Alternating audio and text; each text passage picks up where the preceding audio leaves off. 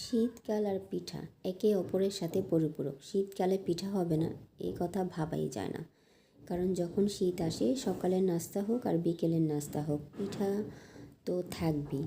আর শীত হচ্ছে পিঠা খাওয়ার উপযুক্ত সময়, তাই প্রতিটা বাড়িতেই কম বেশি সবাই সকালের নাস্তা বা বিকেলের নাস্তা হিসেবে কিন্তু পিঠাটাকেই পছন্দ করে থাকেন এই শীতের সময়। তো আজকে আমার বাসায়ও দুধ চিতই পিঠা করা হয়েছে সকালে নাস্তার জন্য মার হাতের। আর মার হাতের খাবার মানেই ভীষণ মজা এবং তৃপ্তি সহকারে খাওয়া যায় এমন একটি খাবার মার হাতের রান্না। তো আমি তো আজকে সকালে মার হাতের পিঠা দিয়ে সকালটা শুরু করেছি। তো আপনারা কী দিয়ে শুরু করেছেন তা অবশ্যই কমেন্টস করে জানাবেন। আর পিঠাগুলো এত নরম আর সফট হয়েছে, দেখেন চামিচটা নিতে গেলেই ভেঙে যাচ্ছে পিঠাগুলো। আর খেতেও কিন্তু ভীষণ মজা হয়েছে।